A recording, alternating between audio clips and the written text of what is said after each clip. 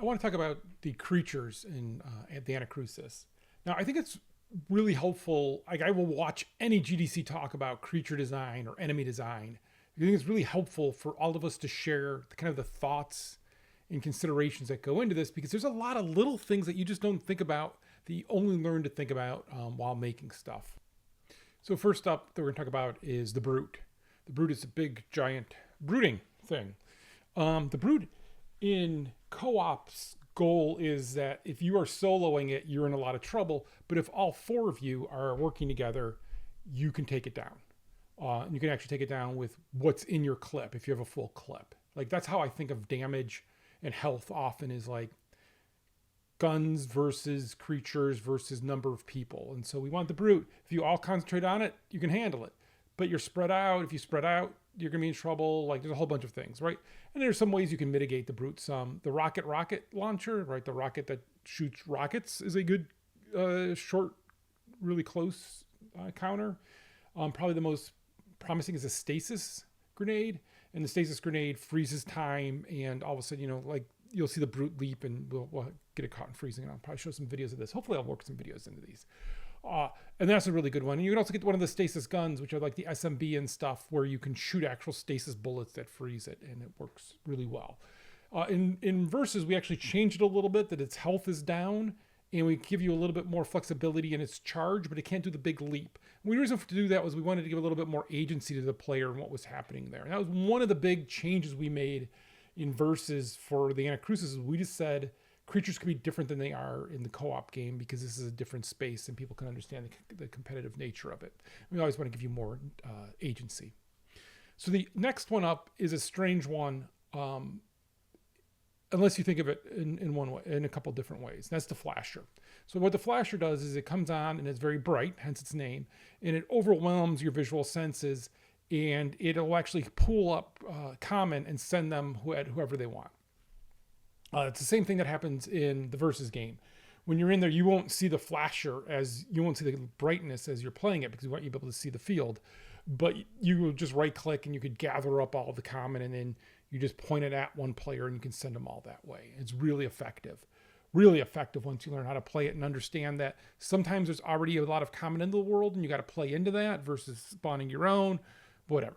But the big idea of it was, how do you make a threat that you want to prioritize, but yet isn't doing you direct damage? So a lot of how I think about kind of building this menagerie of creatures is making threats be like, you have things that you're scared about, and they're these conditions higher than just what's right in front of you, right? If you're just always shooting what's right in front of you, that gets fatiguing. You want to have it where also you have to do a range shot, or you have to think about something different. And so the flashers, all of a sudden, especially in the beginning when you're first learning it, it's overwhelming and you need to take it out. I took it as the idea of when I was working on Counter-Strike and flashbang. Because when you get flashbang, all of a sudden your instinct of what to do isn't just sometimes it's to fire wildly, but sometimes it's also just to figure where to retreat and try to retrace your footsteps in your head of where you are.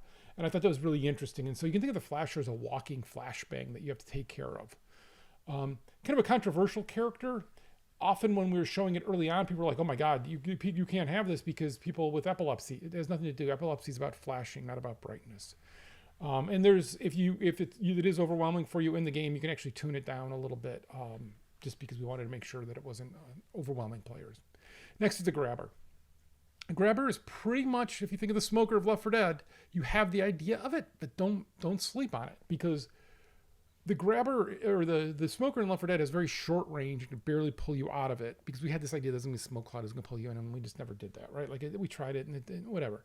I can get off my case. All right, but the grabber here can go really long distances. So if you hear grabber and you're about to cross a ledge, be scared. And you can counter it with your pulse. If you time it right, you can counter it with a shield grenade. Will block it, so it's really effective if you're picking somebody up and you don't want to get pulled away while you're doing that. But we purposely wanted to have it where it really took you away, so that if you were teams sticking really close together, this really could break it up and really make you have to run to go get it. You'll often you see me streaming, everybody's got to go together when a grabber grabs somebody. Just don't have one person go off, because that's the sucker's bet, right? That's you're getting set up to get killed. But it's really effective at long ranges, and that was the thing that I learned by doing the Left 4 Dead series, was you needed to have it long enough that it could break it out of that group so that somebody in the group just couldn't pulse it away. Next is the spawner. Now the spawner is a weird one.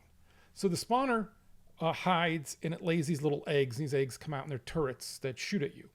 They don't do a lot of damage and they're not that hard to kill, but you got to pay attention to them. But the thing is, a spawner doesn't need to be visible to do it. So it can actually hide, which is a weird creature, right? So in the co-op version, we want it to annoy you so much that you go hunt it down. So the spawner always stays in a spot that you can actually reach, but it's just hiding.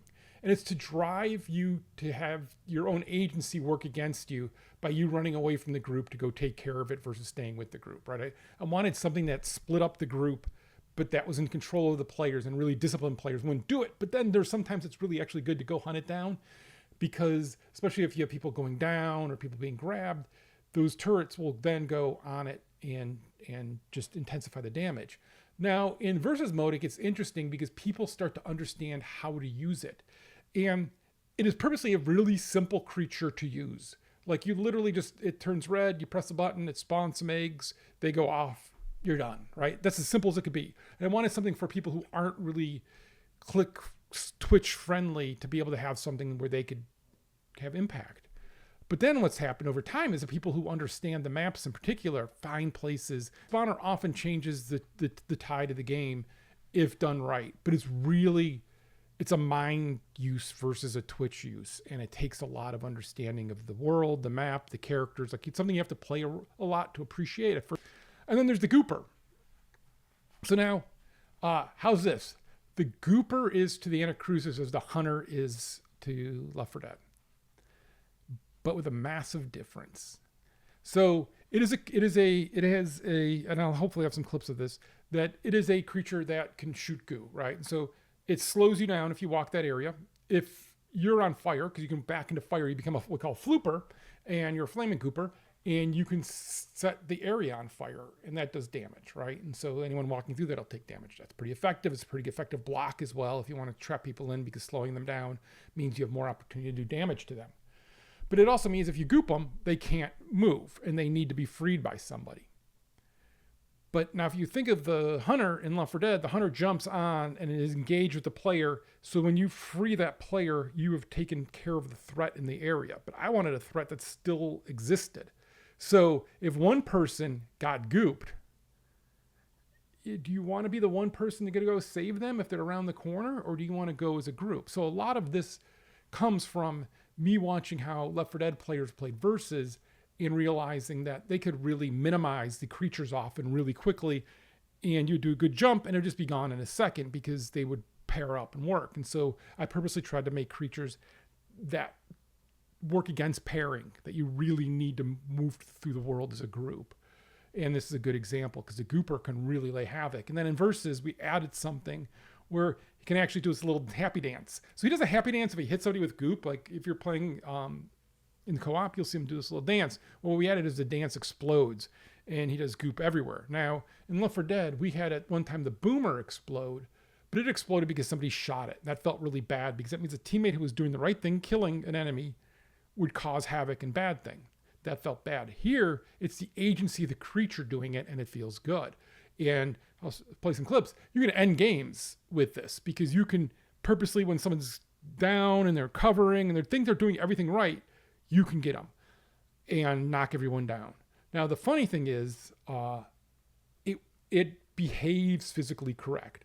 So while it cannot go through a shield, if you're inside the shield and you do the happy dance, it just bounces off and goes crazy everywhere, and it is just havoc. So it's a lot of fun. But again, all of these creatures take time to learn because you think you understand them, and then there's another level to play at, and another level, and another level to combine them all. And you could do some really great combinations here going. Now, we also have the eggs. Eggs, yes, eggs are the witch equivalent. But we have a really big change here is we give you a lot of tools to deal with them. They come in a lot of different places. They don't move, but they react if you shoot and everything, right? But you can use vortex grenades, you can use shield grenades and stay inside of it. We purposely wanted to give you just a whole bunch of tools in a bunch of different ways because a lot of the creatures are about spending those grenades where you haven't, right? But those are the big set of kind of creatures that we have in the game, and check it out and let me know what you think. Always interested to hear feedback about them or ideas for them. Thanks.